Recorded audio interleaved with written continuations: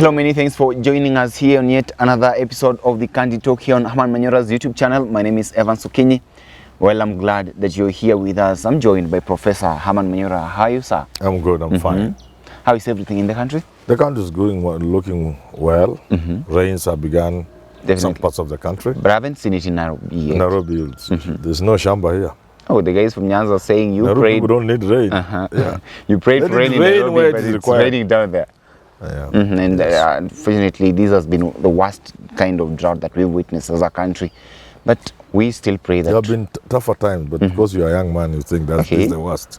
Okay. This is just a joke. Continue, yes. And then the rains will come and we'll see the kind of stuff that we saw in Budalangi back then. We hope that the government is prepared enough to handle such kind of stuff. Okay. Definitely, Prof. There is a certain information that was released by the Infotrack, definitely talking about the opinion poll that was targeting to ascertain the kind of feeling that Kenyans have towards the cost of living right now. And it was established that 62% of Kenyans believe that the country is heading towards the wrong direction. And now my question now comes here. Of course, there are divergent opinions. A number of legislators from the Kenya Kwanza side saying that these are doctored polls and they do not actually reflect the true face of what is taking place in the country. Allow me get your view from this point. Do you think that these opinion polls are doctored in the first place? That's what everybody says. So they have their own reasons for saying so. But I think an opinion poll is like a mirror. You can break the mirror if you want. It sort of tells you are growing a little older now. There are wrinkles beginning to show. You may opt to go for plastic surgery or age with grace, but accept that there are few wrinkles if you are a lady or a man even.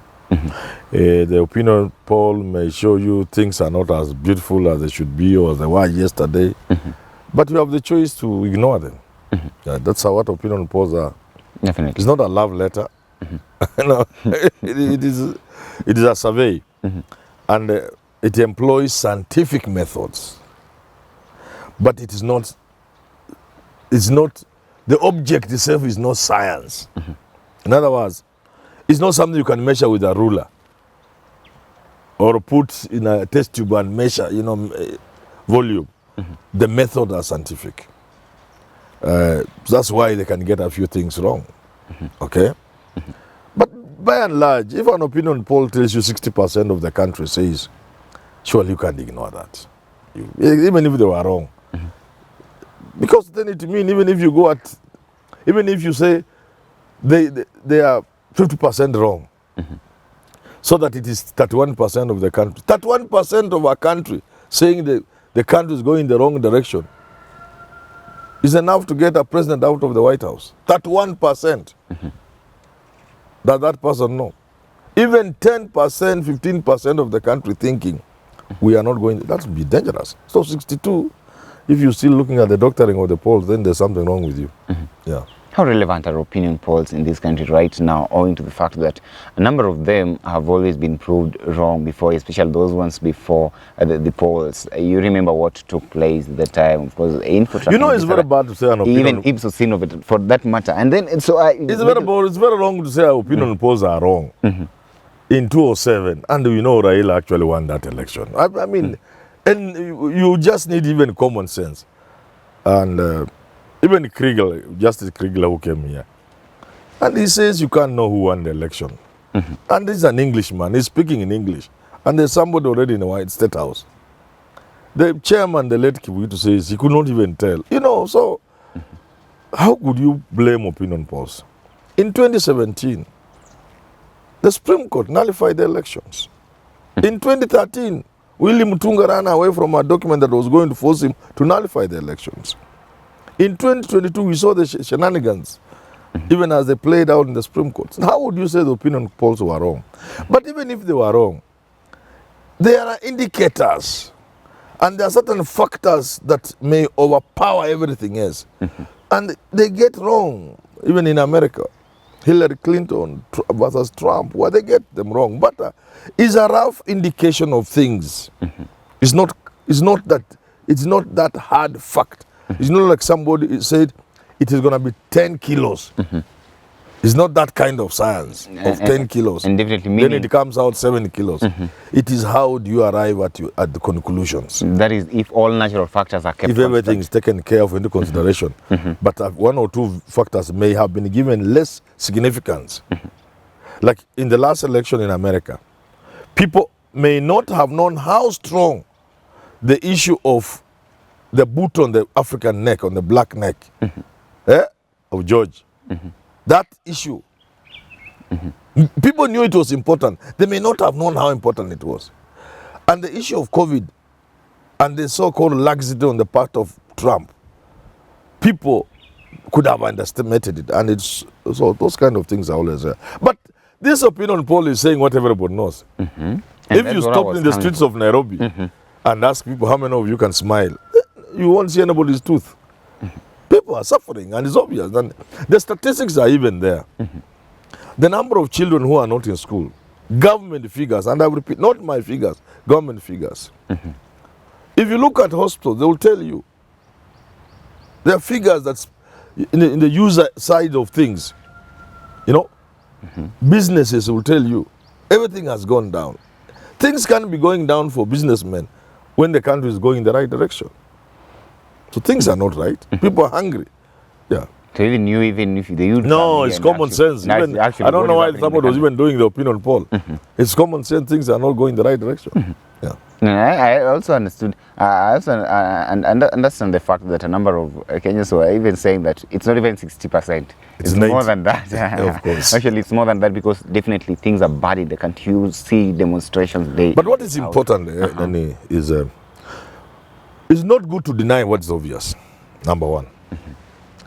So those who are actually denying are just stupid people. Number two, this is not a Kenyan problem. This is a global problem. This problem is everywhere in the world.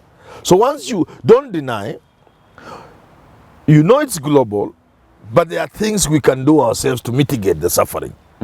That is how intelligent people work. Yeah.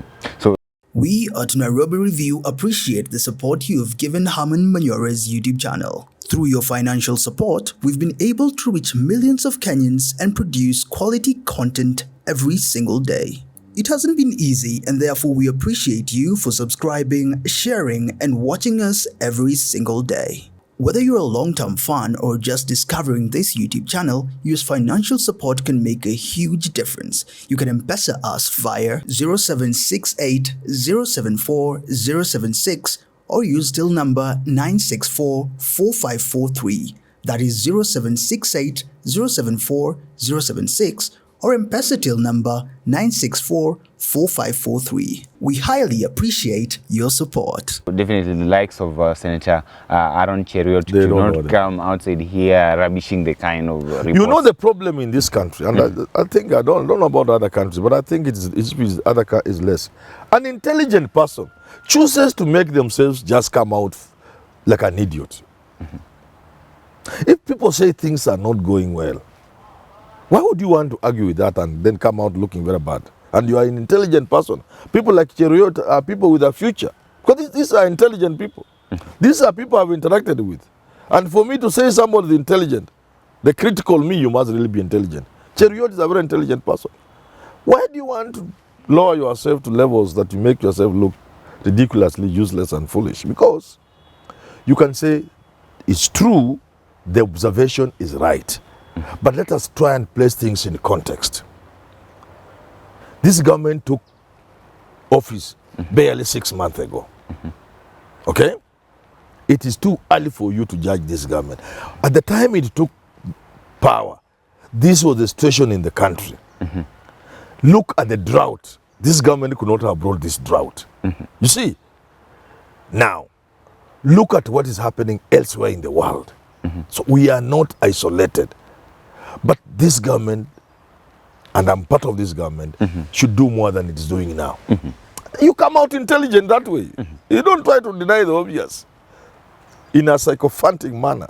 Then you come out badly. And that actually brings me to my other question. That is, if at all the government was to respond in such kind of a manner, a number of people would argue, how comes, you are telling us this, yet you got in there knowing very well what the country was actually going through, what the country was experiencing.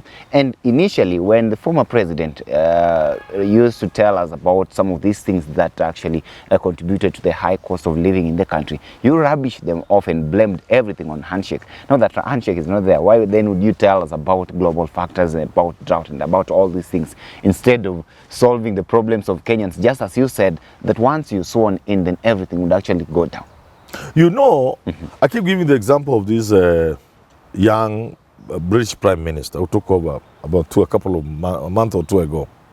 He has his roots in Kenya, Kitale here, of Asian origin. When he took over the office of Prime Minister of the UK, he said, look here, things are bad, but I want to make them better. That is my undertaking to the British people.